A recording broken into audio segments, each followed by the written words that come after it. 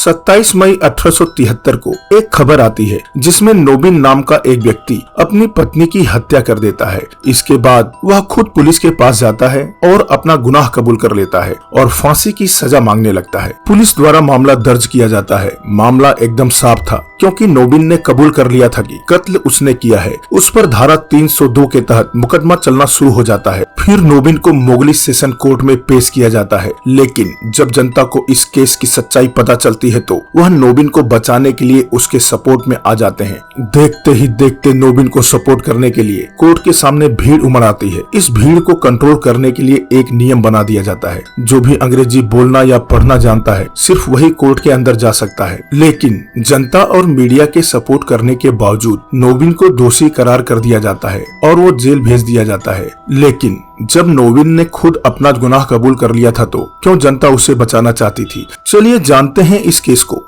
इस केस को बंगाल का सबसे बड़ा विवादित केस माना जाता है। एक लड़की की हत्या का ऐसा केस जिसमें इल्जाम था उसी के पति पर, लेकिन कोर्ट में दो मुजरिम थे। एक लड़की का पति नोबिन और दूसरा माधोचंद, तारकेश्वर मंदिर का महंत माधोचंद पर यह इल्जाम था कि उसने नोबिन की पत्नी को अपनी चाल में फंसाया और उसके साथ नाजायज संबंध बनाए। यह केस उस समय का इतना फेमस केस था कि जिस लड़की का खून हुआ था उसके नाम की सीढ़ी और पान के डिब्बे अगले 2 दशक तक बंगाल में बिकते रहे। कहानी उस समय की है जब बहुत कम उम्र में ही शादियां कर दी जाती थी। कोलकाता से लगभग 70 किलोमीटर दूर गुरुकुल गांव में एक परिवार रहता था। इस परिवार में एक लड़की थी जिसका नाम था एलोकेसी। उसकी उम्र 15 साल थी। अब उसके पिता को लगने लगा कि अब एलोकेसी शादी के लायक हो गई है और इसकी शादी समय से कर देनी चाहिए। इसके बाद बहुत ढूंढने के बाद उन्हें एक रिश्ता मिलता है। यह एक ब्राह्मण परिवार का लड़का था जिसकी हाल ही में मिलिट्री प्रेस में नौकरी लगी थी। पिता को वह लड़का पसंद आ जाता है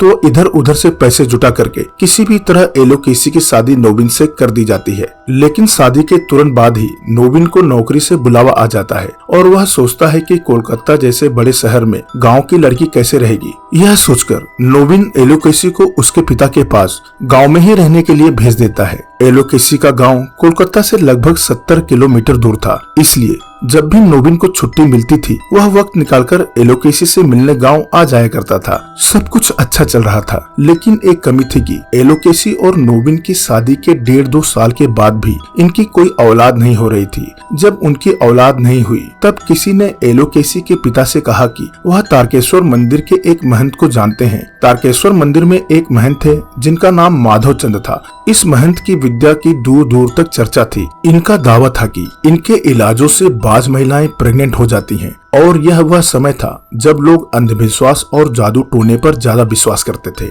एलोकेसी की शादी को बहुत समय हो चुका था और वह गर्भवती नहीं हो रही थी, तो उसके पिता ने इसका इलाज माधोचंद महंत से करवाने के लिए सोचा और एलोकेसी को मंदिर जाने के लिए कहा। इसके बाद एलोकेसी अपने एक रिश्तेदार को लेकर महंत के पास गई, जिसके बाद महंत ने उसे आश्वासन दिया कि उससे एक औलाद बहुत जल्द होगी। इसके बाद अकेले में इलाज करने की बात कहकर वह एलोकेसी को मंदिर के एक कमरे में ले गया। कमरे में ले जाकर महंत ने एलोकेसी को नशीली दवा पिला दी। दवा पीते ही एलोकेसी को चक्कर आया, वह बेहोश होकर गिर गई। इसी हालात का फायदा उठाकर महंत ने एलोकेसी के साथ बलात्कार किया। जब बाद में एलोकेसी होश में आई तो उसे पता चला कि उसके साथ गलत हुआ है। इसके बाद एलोकेसी ने महंत का विरोध करने की कोशिश की तो महंत ने उसे जान से मारने की धमकी दी और लालच भी दिया, और लालच में आकर एलोकेसी महंत के बातों में आ गई। इसके बाद एलोकेसी महंत से मिलने लगी। कई दिनों तक अक्सर दोनों छुप छुप कर मिलते रहे, लेकिन ऐसी बातें कब तक छुपी रह सकती हैं। समय के साथ गांव वालों को इस बात के बारे में पता चल गया,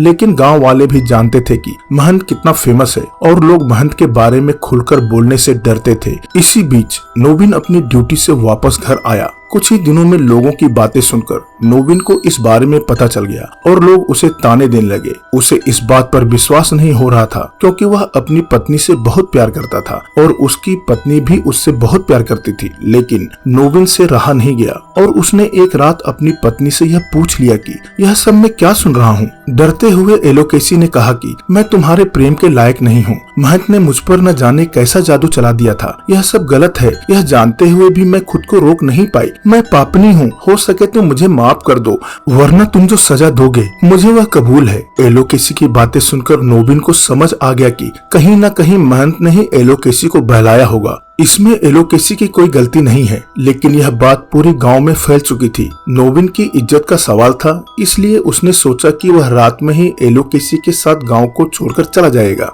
और वह अपना सामान उठाकर रात में ही एलोकेसी के साथ गांव को छोड़कर जाने लगा। लेकिन महंत ने पहले से ही अपने जासूस इन दोनों के पीछे लगा रखे थे, क्योंकि महंत नहीं चाहता था कि एलोकेसी गांव छोड़कर कहीं जाए। जैसे ही यह बात महंत को पता चली तो एलोकेसी को रोकने के लिए उसने अपने गुंडे भेजे। उन गुंडों ने इन दोनों को रास्ते में रोका और नोबिन को नामर्द कहकर ताने सुनाने लगे। नोबिन को गुस्सा आया और उसने एलोकेसी से कहा, तेरी वजह से मेरी इज्जत नहीं रही, तेरा त्रिया चरित्र मेरे जीवन का कलंक बन गया।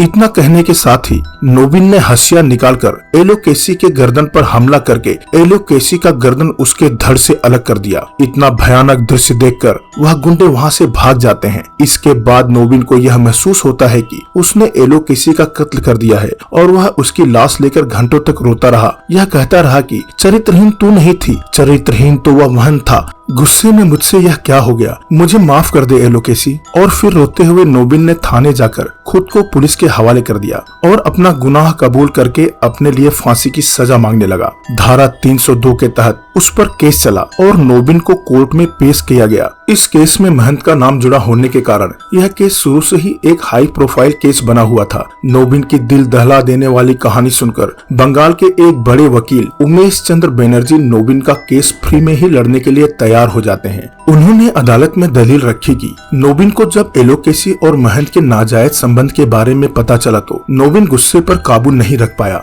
और गुस्से में आकर उसने एलोकेसी की हत्या कर दी। उन्होंने अदालत को यह भी बताया कि एलोकेसी ने मरने से पहले नोबिन को उसके और महंत के नाजायज संबंध के बारे में बताया था और गांव में इज्जत के डर से नोबिन एलोकेसी को कहीं और लेकर जा रहा था। तभी महंत ने अपने गुंडों से कहा कि वह एलोकेसी को उठाकर उसके पास लेकर आए। इसलिए जब नोबिन को यह पता चला कि एलोकेसी को वह अपने साथ नहीं ले जा सकता, तब उसने यह सोचकर एलोकेसी की हत्या कर दी कि वह एलोकेसी को किसी और की होने नहीं देगा। इधर कोर्ट में यह सुनवाई चल रही थी और वहाँ लोगों के दिल में नोबिन के प्रति हमदर्दी बढ़ रही थी। हर दिन हजारों की संख्या में लोग कोर्ट के बाहर जमा हो रहे थे। सरकार भीड़ को कंट्रोल करने के लिए लोगों को टिकट देना शुरू करती है। जिसके पास टिकट होगा वही अंदर जा पाएगा, लेकिन सभी लोग टिकट खरीदने के लिए तैयार थे। इसके बाद भीड़ को कंट्रोल करने के लिए एक नियम बना दिया जाता है कि जिसे अंग्रेजी बोलने या पढ़ना आता हो सिर्फ वही कोर्ट के अंदर जा सकता है। इसकी वजह यह थी कि लोगों का मानना था कि नोबिन बेगुनाह है। लोगों का कहना था कि उसने वही किया जो उस स्थिति में कोई भी इंसान करता। सभी लोग यही चाहते थे कि नोबिन को छोड़ दिया जाए, लेकिन केवल लोगों के कहने पर वहाँ के जज यह फैसला नहीं ले सकते थे। इसके बाद इस मामले को हाई कोर्ट भेज दिया गया। हाई कोर्ट ने इस मामले में नोबिन को दोषी ठहराकर उम्र कैद की सजा दे दी और आजीवन कारावास के लिए अंडमान भेज दिया। साथ ही महंत को 3 साल सख्त कैद और 2000 का जुर्माना लगाया गया। लेकिन मामला यहाँ पर खत्म नहीं हुआ। अब तक यह केस की चर्चा पूरे बंगाल में फैल चुकी थी। हर दिन न्यूज़पेपर के फ्रंट पेज पर इसी से रिलेटेड खबरें छपती थीं, जहां लोग महंत को सिर्फ 3 साल की सजा मिलने के कारण बहुत नाराज थे। वहीं दूसरी तरफ इस बात का गुस्सा था कि नोबिन को सजा क्यों दी गई। नोबिन के समर्थन में बंगाल की जनता सड़क पर उतर आई और लगातार नोबिन को छुड़ाने के लिए याचिकाएं दायर होने लगी। अब जब ऐसे में बात नहीं बनी तो हजारों लोगों ने साइन कर एक दया याचिका तैयार की। साथ ही साथ प्रेस ने भी नोबिन का सपोर्ट किया। फिर जब सरकार को लगा कि नोबिन को नहीं छोड़ा गया तो